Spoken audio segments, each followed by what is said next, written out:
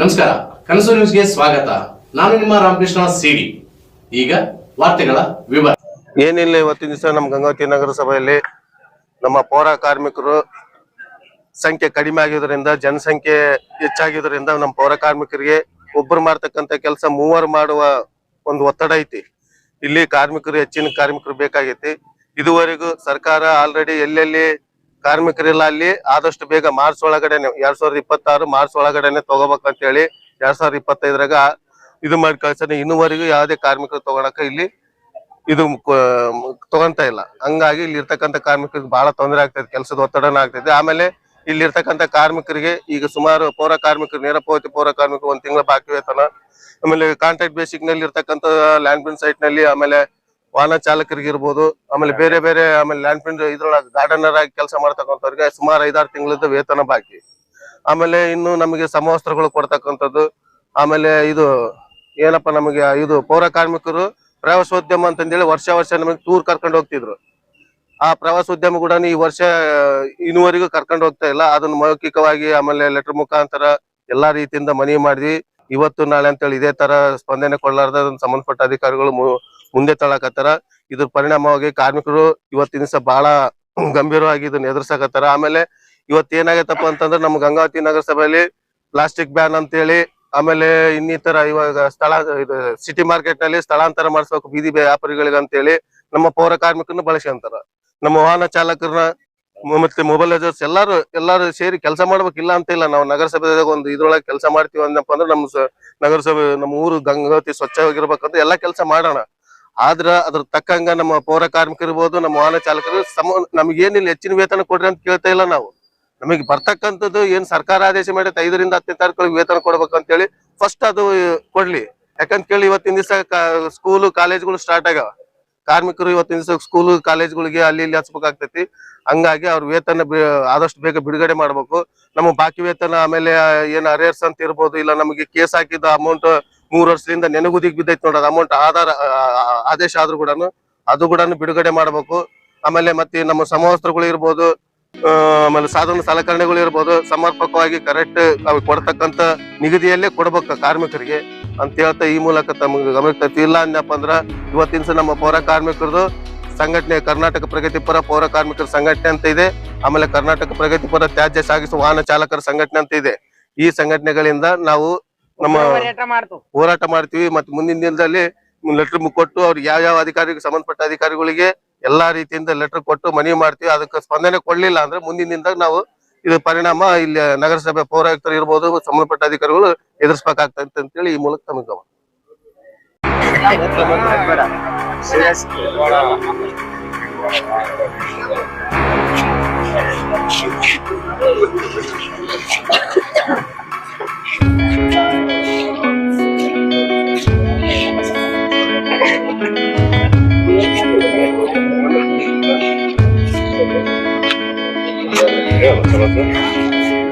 ಈಗ 2 ವರ್ಷದಿಂದ ನಮ್ಗೆ ಸಂಕಷ್ಟ ಬತ್ತಿ ಇಡೀ ಕೊಪ್ಪಳ ಜಿಲ್ಲೆದಾಗ ಎಲ್ಲಾ ಕಡೆ ಕೊಟ್ರು. ನಮಗೇನ 18 ತಿಂಗಳಿಗೆ ಕೊಟ್ರು ಸಾಹೇಬ್ರು.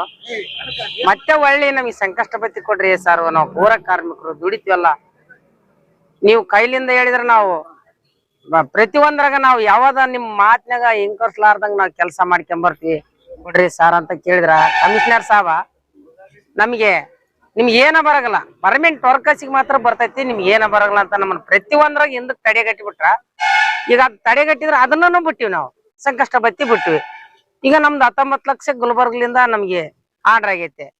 ನಾವು ಕಷ್ಟ ಬಿಟ್ಟಿದ್ ಫಲ ಅದ, ಯಾರ್ದ ಅಲ್ಲದ, ಯಾರ ಅಪ್ಪಂದನ ಅಲ್ಲದ, ನಮ್ದು ನಮಗ್ ಕೊಡ್ರಿ ಸರ್ ಅಂತಂದ. ಇಲ್ಲ ನೀವು ಬರ್ಬೇಡ ಅಂದ. ಲೆಟರ್ ಮುಖಾಂತರ ಓದಿವಿ ನಾವು. ಲೆಟರ್ ಮುಖಾಂತರ ಹೋಗಿ ಎಲ್ಲಾ ತರದಿಂದ ನಮ್ ದುಡುಕಿದ್ ಏನೇನೈತಿ ಎಲ್ಲಾ ತರದಿಂದ ನಾವು ಕೊಟ್ಟು ಮಾತಾಡಿ ಮೊದಲು 8 ದಿನದಾಗ ನಿಮಗೆ ನೆರವೇರಿಸಿ ಕೊಡ್ತೀವಿ, 8 ದಿನ ಟೈಮ್ ಕೊಡ್ರಿ ಅಂದ್ರ ಸಾಹೇಬ್ರು. 8 ದಿನದಾಗ ಓತು, 9 ದಿನದಾಗ ಓತು. ಕೆಲಸದ ಒತ್ತಡ ಬಂತು ನಮಗೆ. ಕೆಲಸದ ಒತ್ತಡ ಬೆಳಿಗ್ಗೆ 6 ಗಂಟೆಲಿಂದ ಹಿಡಿದು 9:30 5 ಕಿಲೋಮೀಟರ್ 4 ಕಿಲೋಮೀಟರ್ ರೋಡ್ ಕೊಡ್ತಾರ. ಅದನ್ನ ಬೆಳೆದು ಹೋಗ್ಲಿಲ್ಲ ಅಂದ್ರ ಇದನ್ನ ಯಾಕೆ ಬಳಸಲ್ಲ ನೀವ್ ಅಂತ ಕೇಳ್ತಾರ. ಕೆಲಸದ ಒತ್ತಡ ಬಾಳ ಐತಿ. ನಮ್ಗೆ ಏನನ ಸರ್ಕಾರದ್ದು ಸೌಲಭ್ಯ ಕೊಡ್ರಿ ಅಂತಂದ್ರ ಅದು ಯಾರ ಗಮನಕ್ಕೆ ತಗನವಾಡ್ರಿ. ನಾವು ಪೌರ ಕಾರ್ಮಿಕರಾಗಿ ದುಡಿಯಕತ್ತೀವಿ, ಯಾರಾಗಿ ದುಡಿಯಕತ್ತೀವಿ. ಸಾವಿರ ಕೇಳೋದ್ ಇದು ಒಂದೇ ಮಾತು. ನಮ್ಮನ್ನ ಜೀತದಾಳ್ ತರ ದುಡ್ಸ್ಕೊಳಕ್ ಬರ್ತೈತೆ. ನಮ್ ಏನ್ ಸರ್ಕಾರದ ಸೌಲಭ್ಯ ಐತೆ ಬರ್ತಕ್ಕದ್ ಕೊಡ್ರಿ ಸರ್. ಸಂಬಳ ಕೇಳಿದ್ರೆ ಇಲ್ಲ, ಯಾರ ಏನಮ್ಮಂಗಿರ್ತಾರ ಅಲ್ಲಿ ಸಣ್ಣ ಹೊಡ್ಕೊಂಡು ಬಿಳೆ ಜೋತ್ರ ಉಟ್ಕೊಂಡ್ ಬಗಲಕ್ ಕುಂತರ್ಗೆ ಕೋಟೆನ್ ಗಟ್ನೆ ಚೆಕ್ ಕರಿತಾರ. ನಾವ್ ಕಂಡರ್ ಕಾಲ್ ಮಾರಿ ಚಪ್ಪಲಿ ಓರರಿಗಿಲ್ಲಲ್ಲ ಸರ್. ನಾವ್ ಏನ್ ಪಾಪ ಮಾಡಿ ನಾವು ಮತ್ತೆ ನೀವ್ ಸ್ಟ್ರೈಕ್ ಮಾಡ್ತೀರಾ ಮಾಡ್ರಿ, ನೀವ್ ಏನ್ ಮಾಡ್ತೀರಿ ಮಾಡ್ರಿ, ಯಾರು ಏನ್ ಮಾಡಿದ್ರು ಮಾಡ್ಕೊಳಕ್ ಆಗಲ್ಲ ಅಂತ ಹೇಳ್ತೀರಿ. ಇಷ್ಟೆಲ್ಲ ನಾವು ಬಡವರು 5 ತಿಂಗಳು 6 ತಿಂಗಳು ಎಲ್ಲರಿಗೆ ನಮಗೆ ಸಂಬಳನೇ ಇಲ್ಲ. ಅದ್ರಂಗ್ ಮಾಡಿ ಕುಂದಿರ್ಸ್ಬಿಟ್ಟ ಕಮಿಷನರ್ ಸಾಹೇಬ. ಈಗ ಮುಂದೆ ನಮ್ಗೆ ನಾವ್ ಉಗ್ರ ಹೋರಾಟ ಮಾಡ್ತೀವಿ. ನಮ್ದು ಏನ್ ಸರ್ಕಾರದ ಬರ್ತಕ್ಕದ್ದು ನಮಗ್ ಕೊಡ್ಲಿಲ್ಲ ಅಂದ್ರ ನಾವ್ ಹಿಂಗ ಕೇಳ್ಕೊಂತ ಹೋಗಕ್ ದಾರಿ ಇಲ್ಲ. ನಾವ್ ಉಗ್ರ ಹೋರಾಟ ಮಾಡ್ತಾವ ಅಂತ ಹೇಳ್ತಾ ನಮ್ ಮಾತು ಮುಗಿಸ್ತಾವ.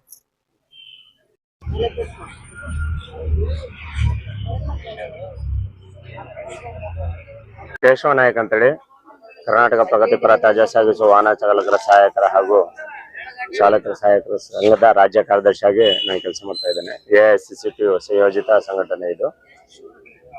ನಾವು ಇವತ್ತಿನ ದಿನ ಎಲ್ಲ ಪೌರ ಕಾರ್ಮಿಕರು, ಗಾರ್ಡನ್ ಲೇಬರ್, ಮತ್ತೆ ಲ್ಯಾಂಪಿಂಗ್ ಸೈಟ್ MRP ಸೈಟ್ ಲೇಬರು, ಮತ್ತೆ ವಾಹನ ಚಾಲಕರು, ಸೂಪರ್ವೈಸರ್ಗಳು ಯಾವ್ದಕ್ಕೆ ನಿಂತೀವಿ ಅಂತಂದ್ರೆ, ಕಳೆದ ವರ್ಷಗಳಿಂದ ನಾವು ಒಂದು 4-5 ವರ್ಷದಿಂದ ಜಮಖಂಡಿ ಸರ್ ಇದ್ದಾಗ್ಲಿಂದಾನೆ ಪ್ರತಿ ತಿಂಗಳು ಪೇಮೆಂಟ್ ತಗೊಂತಾ ಇದ್ವಿ. ಅವಾಗ ಕೂಡ ಹೊರಗುತ್ತಿಗೆ ಆಧಾರದ ಮೇಲೆನೆ ಕೆಲಸ ಮಾಡ್ತಾ ಇದ್ವಿ. ಆದ್ರೆ ಸಾರ್ ಬಂದಾಗ್ಲಿಂದ ಪ್ರತಿ ಸಲ ನಾವು 2 ತಿಂಗಳದ್ದು ಸ್ಯಾಲ್ರಿ ಆದ್ರೆ 1 ತಿಂಗಳಿಂದ ನಿಂದರ್ಸಿ ಇನ್ನೊಂದು ತಿಂಗಳದ್ದು ಕೊಡ್ತಿದ್ರು.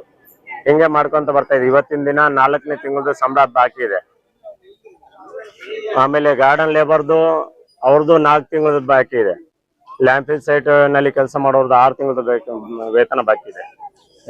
ಇವಾಗ ನಾವು ದುಡಿತಾ ಇರೋದು ನಮ್ಮ ಹೊಟ್ಟೆಪಾಡಿ ಸಲುವಾಗಿ. ಪ್ರತಿ ತಿಂಗಳು ನೇರವಾಗಿ ನಮ್ಗೆ ಸಂಬಳ ಬರ್ಲಾರ್ದ ಕಾರಣ ಸಾಲ ಸಗಡ ಮಾಡ್ಕೊಂಡು ಜೀವನ ಸಾಗಿಸ್ತಾ ಇದ್ದಾರೆ. ಇವಾಗ ಒಂದ್ ವೇಳೆ ಪೇಮೆಂಟ್ ಮಾಡಿದ್ರು ಕೂಡ ಇವಾಗ ಹೊರಗಡೆ ಒಂದು 1000 ರೂಪಾಯಿ ಕೇಳ್ಬೇಕಂತಂದ್ರು ಕೂಡ 10 ರೂಪಾಯಿ ಬಡ್ಡಿ ಹಂಗೆ ಕಾರ್ಮಿಕರು ತಗೊಂತಾರೆ ಹೊರಗಡೆ. ಎಲ್ಲಿ ಅವ್ರಿಗೇನು ಬ್ಯಾಂಕ್ ಅಲ್ಲಿ ಹೋಗಿ ಇದು ಇಲ್ಲ. ಸೊ ಹಂಗಾಗಿ ನಾವು ನೇರವಾಗಿ ಕೇಳೋದು ಪ್ರತಿ ತಿಂಗಳು ನಮ್ಗೆ ಸಂಬಳ ಬೇಕಂತ ಹೇಳಿ ಕೂಡ ಲೆಟರ್ ಕೊಟ್ಟಿವಿ. ಹಾಗೆ ನಾವು ಇವಾಗಿನ ಪರಿಸ್ಥಿತಿಗೆ ನಮ್ಮಲ್ಲಿ ಗಂಗಾವತಿ ಜನಸಂಖ್ಯೆ ಪ್ರಕಾರ ಕೆಲಸದ ಪೌರ ಕಾರ್ಮಿಕರು ಕೆಲಸ ಮಾಡೋದು ಬಹಳ ಜನ ಕಡಿಮೆ ಇದ್ದಾರೆ. 67 ಪೋಸ್ಟ್ಗಳು ನಮ್ಮಲ್ಲಿ ಕಡಿಮೆ ಇದೆ. ಆಲ್ರೆಡಿ ಬೇರೆ ಬೇರೆ ಜಿಲ್ಲೆಗಳಲ್ಲಿ ರಾಜ್ಯಾದ್ಯಂತ ಎಲ್ಲ ಜಿಲ್ಲಾಡಳಿತ ವತಿಯಿಂದನೇ ನೇಮಕಾತಿ ಭರ್ತಿ ಮಾಡ್ಕೊಳ್ಳಿ ನೇರ ಪಾವತಿ ಅಡಿಯಲ್ಲಿ ಪೌರ ಕಾರ್ಮಿಕರಿಗೆ ಅಂತೇಳಿ ಆದೇಶ ಇದೆ. ಆದ್ರೂ ಕೂಡ ಯಾರು ಕಿವಿಲಿ ಹಾಕೊಂತ ಇಲ್ಲ. ಸಾರ್ ಅವ್ರ ಗಮನಕ್ಕೆ ತಂದಿವಿ, ಅದೇನೈತೆ ಪ್ರೊಸೀಜರ್ DODC ಇಂದ ಬರ್ಬೇಕಪ್ಪ ಅಂತೇಳಿ. ಇವಾಗ ಪಕ್ಕದ ತಾಲೂಕಿನಲ್ಲೇ ಕೊಪ್ಪಳ ತಾಲೂಕಿನಲ್ಲಿ ಆಗಿದೆ. ಮತ್ತೆ ಅದ್ ಬಂದಿರೋದು ಮಹಾನಗರ ಪಾಲಿಕೆ ಮತ್ತೆ ನಗರಸಭೆಗಳಲ್ಲಿ ಅಷ್ಟೇ. ಇವಾಗ ಬೇರೆ ಕಡೆ ಎಲ್ಲ ಪಂಚಾಯತಿಗಳು ಪುರಸಭೆಗಳು ಇರೋದು ನಮ್ಮ ಕೊಪ್ಪಳ ಜಿಲ್ಲೆಯಲ್ಲಿ. ಸೊ ಹಂಗಾಗಿ ನಾವು ಜಿಲ್ಲಾಧಿಕಾರಿಗಳ ಮುಖಾಂತರ ಕೂಡ ಈ ವಿಷಯನ ಅವ್ರ ಗಮನಕ್ಕೆ ಕೂಡ ತರಬೇಕಂತ ಹೇಳಿ ಇದ್ದೀವಿ. ಆದಷ್ಟು ಬೇಗ DODC ಅವರು ಈ ಕೆಲಸವನ್ನು ಮಾಡಿಸಿ ಖಾಲಿ ಇರೋ ಪೋಸ್ಟ್ಗಳನ್ನು ಭರ್ತಿ ಮಾಡ್ಕೋಬೇಕಂತೇಳಿ. ಇವಾಗ ನಮ್ಮ ಕೊಪ್ಪಳ ಜಿಲ್ಲೆಯಲ್ಲಿ ಗವಿಮಠ ಮತ್ತೆ ಕನಗಿರಿ ಉತ್ಸವ ಇರ್ಬೋದು, ಆನೆಗುಂದಿ ಉತ್ಸವ ಇರ್ಬೋದು, ಇಂಥವಾಗೆಲ್ಲ ನಮ್ಗೆ ಸ್ಥಳಾಂತರಗೆ ಕಾರ್ಮಿಕರಿಗೆ ಕೆಲಸ ಕಳಿಸ್ತಾರೆ. ಅಲ್ಲೇ ಇದ್ದು ಅಲ್ಲೇ ವಸತಿ ಮಾಡ್ಕೊಂಡೇ ಕೆಲಸ ಮಾಡ್ಬೇಕು. ಅಲ್ಲಿ ಬೆಳಿಗ್ಗೆಯಿಂದ ಸಾಯಂಕಾಲವರೆಗೆ ಕೆಲಸ ಮಾಡ್ಬೇಕು. ಇಲ್ಲಿ ಹೋದಾಗ ಇಲ್ಲಿ ಜನಗಳು ಬಹಳ ಕಡಿಮೆ ಇರ್ತಾರೆ. ವಾಹನಗಳು ಇಲ್ಲಿ ಕಳಿಸ್ತಾರೆ. ಸರ್ ಇವಾಗ ಬಂದು ಏನಿಲ್ಲ ಅಂದ್ರು ನೇರ ಪಾವತಿ ಅಡಿಯಲ್ಲಿ 180ರಿಂದ 190 ಜನ ಅಷ್ಟೇ. ಸೊ ಇವಾಗ ನಮ್ಮಲ್ಲಿ ಖಾಲಿ ಇರೋ ಪೋಸ್ಟ್ಗಳು ಭರ್ತಿ ಮಾಡ್ಕೊಂಡ್ರೆ ಪೌರ ಕಾರ್ಮಿಕರ ಒತ್ತಡ ಕೂಡ ಕಡಿಮೆ ಆಗುತ್ತೆ ಅಂತೇಳಿ ಈ ಮೂಲಕ ನಾವು ತಿಳಿಸ್ತಾ ಇದೀವಿ. ಹಂಗೇನೆ ನಾವು ಇವತ್ತಿನ ದಿನ ಎಲ್ಲ ಸೇರಿರೋದು ಸಾಹೇಬ್ರು ಬಂದಿದ್ರೆ ಅವ್ರಿಗೆ ಒಂದ್ ಮಾತು ಕೇಳೋಣ ಅಂತೇಳಿ. ಇವತ್ತು ಯಾರು ಬಂದಿಲ್ಲ ಆ ಕಚೇರಿನಲ್ಲಿ. ಹಂಗಾಗಿ ನಾಳೆ ಅವ್ರ ಆಫೀಸ್ ಕಚೇರಿಗೆ ಬಂದಾಗ 10 ಗಂಟೆ ಅವ್ರ ಗಮನಕ್ಕೆ ತರ್ತೀವಿ. ಅವ್ರೇನು ಇದನ್ನ ಸೀರಿಯಸ್ ಆಗಿ ತಗೊಳ್ಳಿಲ್ಲ ಅಂತಂದ್ರೆ ನಾವು ಇದೇ ವಿಷಯವನ್ನು ಇಟ್ಕೊಂಡು ನಾವು ರಾಜ್ಯದ ನಮ್ಮ ಸಂಘಟನೆ ಪದಾಧಿಕಾರಿಗಳಿಗೆ ಕರೆಸಿ ಉಗ್ರವಾದ ಹೋರಾಟವನ್ನು ನಾವು ಇಟ್ಕೊಂತೀವಿ ಅಂತೇಳಿ ಈ ಮೂಲಕ ಸಂದೇಶ ತಿಳಿಸ್ತಾ ಇದ್ದೀವಿ. ನಮಸ್ಕಾರ, ನನ್ನ ಹೆಸರು ವಿಜಯ್ ದೊರ್ರಾಜ್ ಅಂತ ಹೇಳಿ. ಇಲ್ಲಿ ನಗರಸಭೆಯ ಪೌರ ಕಾರ್ಮಿಕರಿಗೆ ವೇತನ ಕೊಡೋ ಬಗ್ಗೆ ವಿಳಂಬ ನೀತಿ ತುಂಬಾ ನಡೀತಾ ಇದೆ ಇಲ್ಲಿ. ಅದ್ರ ಸಂಬಂಧ ನಾವು ತುಂಬಾ ಇವರಿಗೆ ಮನವಿ ಮಾಡಿದೀವಿ. ಪೌರ ಆಯುಕ್ತರಂತೂ ಇಲ್ಲಿ ಬಂದರೆ ಅಸಲು ಇರುವುದಿಲ್ಲ. ಅವರು ನಾವೇನು ಹೇಳಿದ ಸಮೇತ ಅವರಿಗೆ ಲೆಕ್ಕಕ್ಕಿಲ್ಲ, ಕಾರ್ಮಿಕರಂದ್ರೆ ಲೆಕ್ಕಕ್ಕಿಲ್ಲ. ಯಾವುದೇ ಇಲ್ಲಿ ಅಧಿಕಾರ ತರ ಮಾತಾಡಕ್ ಬಂದ್ರು ಸಮೇತ ಸರಿಯಾಗಿ ಉತ್ತರ ಕೊಡಲ್ಲ. ಮಾಹಿತಿ ಹಕ್ಕಿರ್ಲಿ ಯಾವುದೇ ಇರ್ಲಿ ಸಮೇತ ಸರಿಯಾದ ಮಾಹಿತಿ ಸಮೇತ ಕೊಡಲ್ಲ. ಮಾಹಿತಿ ಹಕ್ಕಿಗೆ ಸುಮಾರು ಹಾಕಿದೀನಿ, ಅದ್ರ ಬಗ್ಗೆ ಸಮೇತ ಉಡಾಫಿ ಉತ್ತರಗಳು. ಆಮೇಲೆ ಟೈಮ್ ಮೀರಿದ ಸಮೇತ ಮತ್ತೆ ನಾವು ಅದನ್ನ ಅಪೀಲ್ ಹೋಗಿ ತಗೊಳ್ಳೋಂತ ಪರಿಸ್ಥಿತಿ ಬಂದ್ರು ಸಮೇತ, ಅಪೀಲ್ ಹೋದ್ರು ಸಮೇತ ಇನ್ನ ಇಲ್ಲಿ ಯಾರೇ ಅಧಿಕಾರಿಗಳು ಯಾವಾಗ್ಲೂ ನೋಡಿದ್ದು ಒಂದು ಅತ್ತೆಲ್ಲದ ಮನೆಯಾದಂಗೆ ಆಗ್ಬಿಟ್ಟೈತಿ ಯಾವುದು ನಗರಸಭೆ. ಅದರಲ್ಲಿ ಕಾರ್ಮಿಕರ ವೇತನ ಸರ್ಕಾರದ ಸುತ್ತೋಲೆ ಐತಿ ಇಲ್ಲಿ. ಏನಂತ 3ನೇ ತಿಂಗಳ ಒಳಗಡೆ ಗುತ್ತಿಗೆ ಕಾರ್ಮಿಕರಿಗೆ ಮತ್ತು ಹೊರ ಗುತ್ತಿಗೆದಾರರಿಗೆ ಮತ್ತು ಕಾರ್ಮಿಕರಿಗೆ ಯಾವುದೇ ಕಾರಣಕ್ಕೂ ವಿಳಂಬ ಮಾಡಬಾರ್ದು. ಇವ್ರ ಸೋಲಾಗೆ 3 ತಿಂಗಳ ನಿಧಿನ ರಿಸರ್ವ್ ಇಡ್ಬೇಕಂತೇಳಿ ಆದೇಶ, ಸ್ಪಷ್ಟ ಆದೇಶ ಐತೆ. ಮತ್ತು ಆಮೇಲೆ ಇದನ್ನ ನಗರಸಭೆಗೆ ಬಳಕೆಬಾರ್ದು, ಬೇರೆ ಇದಕ್ಕ ಬಳಸ್ಕೋಬಾರ್ದು. ಇವು ಬರ್ತಕ್ಕಂಥ ತೆರಿಗೆ ಮತ್ತು ಸರ್ಕಾರದ ಬರ್ತ ಅನುದಾನ, ಇದ್ರ ಬಗ್ಗೆ ಇವರೆಲ್ಲ ಮೊದಲೇ ಮುಂಜಾಗ್ರತಾ ಕ್ರಮ ತಗೊಂಡು ಇವ್ರಿಗೆ 1 ತಿಂಗಳ 2 ತಿಂಗಳ ಮುಂಚೆನೆ ಅಮೌಂಟ್ ರಿಸರ್ವ್ ಇಟ್ಕೊಂಡು ಇವ್ರಿಗೆ 7ನೇ ತಾರೀಕು ಒಳಗಡೆ ಇವ್ರಿಗೆ ವೇತನ ಪಾವತಿ ಮಾಡ್ಬೇಕು. ಅಂತದ್ದು ಇನ್ನೂ ಇಲ್ಲಿ ವಿಳಂಬ ಆಗ್ತದೆ. ಈಗ ಅಧಿಕಾರಿಗಳಿಗೆ ಹೋಗಿ ಅದಕ್ಕೆ ಕೇಳಿದ್ರೆ ಅವ್ರು ಶರಣಪ್ಪ ಅಂತ ಹೇಳಿ, ನಾನು ಇದು ಮೊದಲೇ ಪೌರಾಯುಕ್ತರು ಇದೇ ಮಾತಾಡಿದ್ರು ನಮ್ಮ ಕಾಂಬೇಡ್ ಮುಂದೆ. ಈಗ ಶರಣಪ್ಪ ಸಾರ್ನು ಇದೆ ಮಾತು ಏನ್ ಹೇಳಿದ್ರೆ ಸರ್ಕಾರಲಿದ್ದ ಬಂದಿಲ್ಲ ಅಂತ. ಸರ್ಕಾರಲಿದ್ದ ಬಂದಿಲ್ಲ ಅಂದ್ರೆ ಹಾಕ್ಸ್ಕೋಬೇಕು ಸರ್ ಸರ್ಕಾರಲಿದ್ದ. ನಾ ಇದನ್ನ ನಮ್ಮ ಯೋಜನಾ ನಿರ್ದೇಶಕರು ಕೊಪ್ಪಳ ನಾಗರಾಜ್ ಸರ್ ಅವ್ರಿಗೆ ತಿಳಿಸಿನಿ. ಈ ಸುತ್ತಲ ಸಮೇತ ಅವರಿಗೆ 1 ತಿಂಗಳಿಂದ ಕೊಟ್ಟು ತಿಳಿಸಿ ಬಂದಿದ್ದೀನಿ. ದಯಮಾಡಿ ಸರ್ ನಮ್ಮ ಕಾರ್ಮಿಕರಿಗೆ ಸಂಬಳ ಹಾಕ್ಸ್ಬೇಕಂತ ಹೇಳಿ. ಆಯ್ತು ಅದು ಹೇಳಿ ಹಾಕ್ಸ್ತೀನಿ ಅಂತ ಅವ್ರು ಹೇಳಿದ್ರು. ಅವರು ಸಮೇತ ಅಷ್ಟೇ ಯಾರು ಇದರಲ್ಲಿ ಕಾರ್ಮಿಕರ ಬಗ್ಗೆ ಮುಂದೆ ನಿಂತ್ಕೊಂಡು ಕೆಲಸ ಮಾಡೋರಿಲ್ಲ. ಸರ್ಕಾರ ಇಲ್ಲಿ ಏನಪ್ಪಾ ಅಂದ್ರೆ ಉಡಾಫಿ ಉತ್ತರಗಳು, ಸರ್ಕಾರ ಆದೇಶ ಸುತ್ತೋಲೆಗಳು ಇದಕ್ಕೆ ಬೆಲೆ ಇಲ್ಲ, ಇದಕ್ಕೆ ಕೌಡಕಾಂಶನ ಕಿಮ್ಮತ್ತಿಲ್ಲ ಅಂತ ಪರಿಸ್ಥಿತಿ ನಗರಸಭೆ. ಇಲ್ಲಿ ಏನಪ್ಪಾ ಅಂದ್ರೆ ಭ್ರಷ್ಟರಿಗೆ ಫುಲ್ಲು ಅವಕಾಶ. ನೀವು ಹೆಂಗನ ಇಲ್ಲಿ ಗಂಗಾವತಿ ಲೂಟಿ ಮಾಡ್ಬೋದು. ಸುಮಾರು ಗಂಗಾವತಿಯಲ್ಲಿ ಸುಮಾರು ಸ್ಥಳಗಳಿಗೆ ಫಾರ್ಮ್ 3 ಮತ್ತು ಆಮೇಲೆ CA ಸೈಟ್ಗಳು ಮಾರ್ಕೊಂಡಿದ್ದಾರೆ. ಅವಕ್ಕೆಲ್ಲ ಯಾರು ಹೇಳೋರಿಲ್ಲ ಕೇಳಿರಲ್ಲ. ಅದು ಕೇಳಿದ್ರೆ ಉತ್ತರಗಳು ಸಮೇತ ಉಡಾಫೆ ಆಯ್ತು ಕೊಡ್ತಾರೆ. ನಮ್ಮ ಕೈಗೆ ತುಂಬಾ ಇವೆ ಇವು. ಅದನ್ನ ಇನ್ನೊಂದು ದಿವಸ ಮಾತಾಡ್ತೀನಿ. ಈ ಮುಖ್ಯವಾಗಿ ನಮಗೆ ಕಾರ್ಮಿಕರಿಗೆ ವೇತನ ಆಗೋದು ಆ ವಿಳಂಬನ ಆದಷ್ಟು ಬೇಗ ಇವ್ರಿಗೆ ವೇತನ ಇದು ಮಾಡಬೇಕು. ವಾಹನ ಚಾಲಕರಿಗೆ 4 ತಿಂಗಳ, ಮತ್ತೆ ಆಮೇಲೆ ಗಾರ್ಡನ್ ಕೆಲಸಗಾರರಿಗೆ 7 ತಿಂಗಳ, ಈ ತರ ಅವ್ರಿಗೆ ಸಂಬಳಗಳು ಕಡಿಮೆ ಕೊಟ್ರೆ ಅವರು ಯಾವಾಗ ಅವ್ರ ಜೀವನ ಉದ್ಧಾರ ಆಗ್ಬೇಕು? ಅವ್ರು 10 ರೂಪಾಯಿ 20 ರೂಪಾಯಿ ಬಡ್ಡಿಗೆ ತಗೊಂಡ್ ಜೀವನ ಮಾಡ್ಬೇಕಾ? ಅಂತ ವ್ಯವಸ್ಥೆ ಬಂದಿದೆ. ಇದೊಂದು ಸ್ವಲ್ಪ ತ್ವರಿತಗತಿಯಲ್ಲಿ ಇದು ಮಾಡ್ಬೇಕು. ಇಲ್ಲ ಅಂತಂದ್ರೆ ಇದ್ರ ಮುಂದೆ ನಗರಸಭೆ ಮುಂದೆ ಉಗ್ರ ಹೋರಾಟ ಮಾಡ್ಲಾಗುತ್ತೆ ಅಂತ ಹೇಳಿ ಸ್ನೇಹಿತರೆ, ಇವತ್ತೇನು ನಾವು ನಗರಸಭೆಗೆ ಬಂದಿರತಕ್ಕಂತ ಕಾರಣ ಅಂತಂದ್ರೆ, ನಗರಸಭೆಯಲ್ಲಿ ಇಡೀ ನಗರವನ್ನ ಸ್ವಚ್ಛಗೊಳಿಸಿರ್ತಕ್ಕಂತ ಸ್ವಚ್ಛತಾ ಕಾರ್ಮಿಕರಿಗೆ ಸರಿಯಾದ ವೇತನ ಕೊಡ್ತಾ ಇಲ್ಲ ಅನ್ನುವಂತ ಕಾರಣವನ್ನ ಇಟ್ಕೊಂಡು ವೇತನವನ್ನು ಕೇಳಕ್ಕೋಸ್ಕರ ನಾವು ಇವತ್ತು ನಗರಸಭೆಗೆ ಬಂದಿದ್ದೀವಿ. ಸರ್ಕಾರದ ಸುತ್ತೋಲೆಗಳಿಗೆ ನಮ್ಮ ನಗರಸಭೆಯಲ್ಲಿ ಎಳ್ಳಷ್ಟು ಕಿಮ್ಮತ್ತಿಲ್ಲ.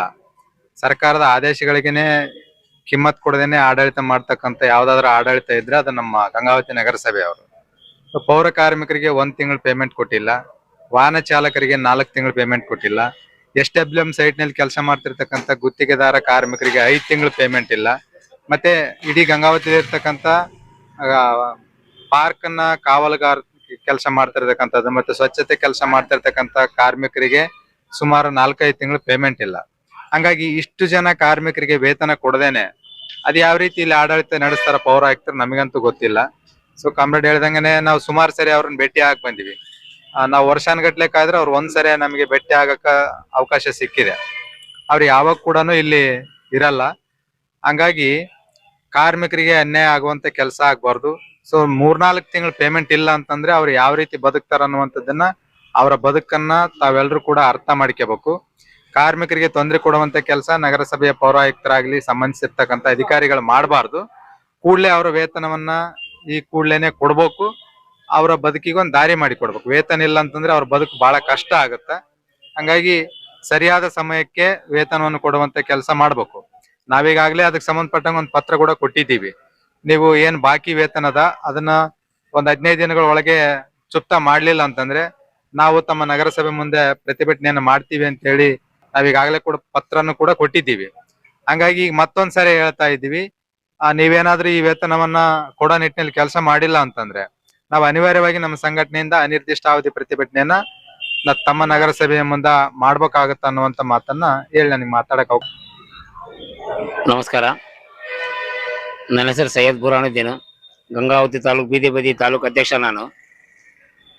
ನಮ್ಮ AICCT ಸಂಘಟನೆಯಿಂದ ನಾವೆಲ್ಲರೂ ನಮ್ಮ ಪೌರ ಕಾರ್ಮಿಕರಿಗೆ ಆದಂತ ಅನ್ಯಾಯವನ್ನು ಖಂಡಿಸಿ ನಾವೆಲ್ಲರೂ ಸೇರಿ ನಾವು ಮುಂದಿನ ದಿನಗಳಲ್ಲಿ ಹೋರಾಟ ಮಾಡ್ತೀವಿ ಅಂತ ಎಚ್ಚರಿಕೆಯನ್ನು ಕೊಡುತ್ತಾ, ಅವರಿಗೆ ಯಾವುದೇ ರೀತಿಯಿಂದ ಸ್ಯಾಲ್ರಿ ತಡೆ ಹಿಡಿಯೋದು, ಕೊಡ್ಲಾರ್ದಂಗ ಕೆಲಸ ಮಾಡಿಸೋದು, 4 ತಿಂಗಳ ಸ್ಯಾಲ್ರಿ ಕೊಟ್ಟಿಲ್ಲ ಅವ್ರಿಗೆ, 1 ತಿಂಗಳ ಸ್ಯಾಲ್ರಿ ಕೊಡ್ಲಿಲ್ಲ ಅಂದ್ರೆ ಮನೆ ನಡೆಯೋದು ಬಹಳ ಕಷ್ಟ.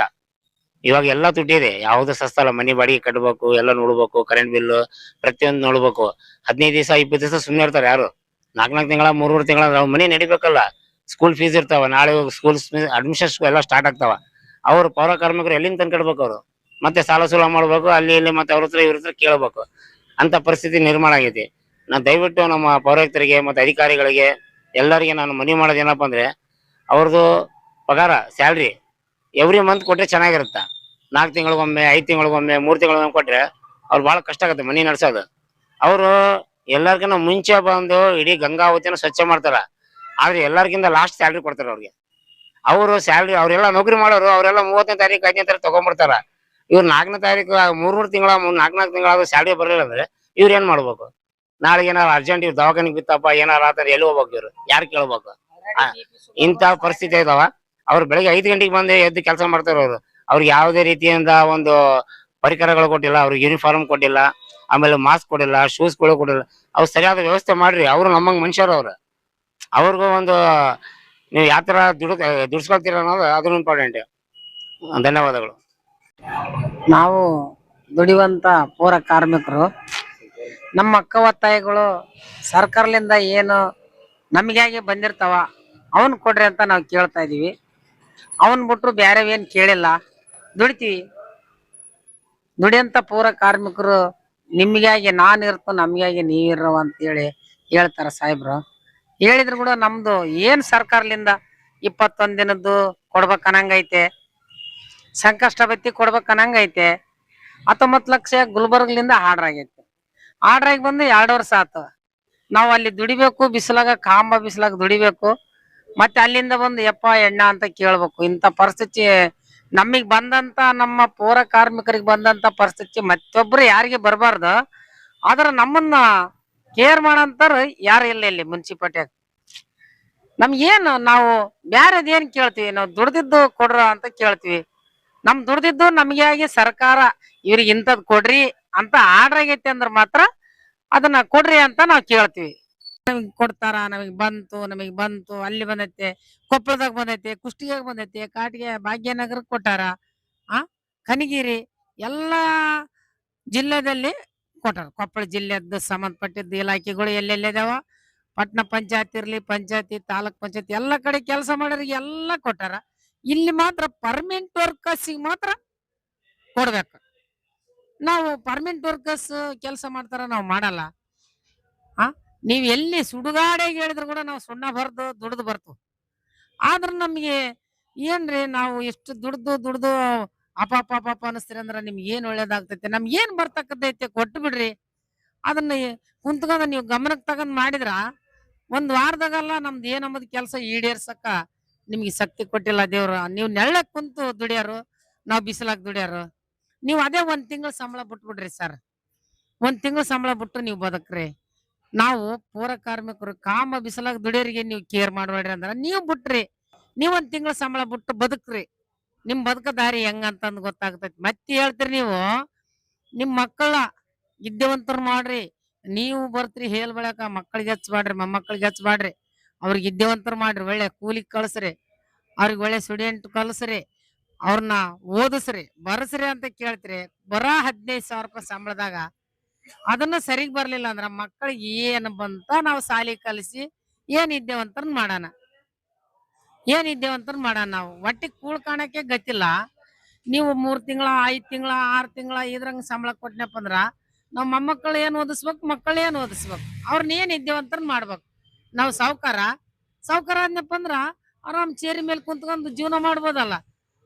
ನಾವ್ ದುಡ್ದು ಅದ್ರಾಗ BP ಶುಗರ್ ಅವು ಬಂದೈತಿ ಅಂತಂದ್ ಒಂದಪ್ಪ ಅಂದ್ರ ಸರ್ಕಾರ ದವಾಖಾನೆಗೆ 30 ರೂಪಾಯಿ ಶುಗರ್ ಚೆಕ್ ಮಾಡಕ್ ಕೊಡ್ಬೇಕು, 5 ರೂಪಾಯಿ ಚೀಟಿ ಬರ್ಸಿಬೇಕು, ಅಲ್ಲಿ ಗುಳಿಗೆ ತಗೊಂಡ್ ತಿಂದ ಜೀವನ ಆಗ್ಬೇಕು ಅಂತ ಪರಿಸ್ಥಿತಿ ನಮ್ಮಲ್ಲಿ ಐತಿ. ಅದನ್ನ ಕೇರ್ ಮಾಡಂತಾರ ಯಾರದಿರಿ? ನಮಗೇನ್ ಸರ್ಕಾರದ ಐತಿ ಅದನ್ನ ಕೊಡ್ರಂತ ಕೇಳ್ತೀವಿ. ನೀವು ಅದನ್ನ ಮಾಡ್ಲಿಲ್ಲ ಅಂದ್ರ ನಾವು ಮುಂದೊಂದಿನ ಉಗ್ರ ಹೋರಾಟ ಇಲ್ಲೇ ನಗರಸಭೆ ಮುಂದೆ ಕುಂತು ನಾವು ಉಗ್ರ ಹೋರಾಟ ಮಾಡ್ತು ಅಂತ ಹೇಳ್ತಾ ನಾನು 2 ಮಾತು ಮುಗಿಸ್ತೀನಿ. ಜೈ ಜೈ ಭೀಮ್.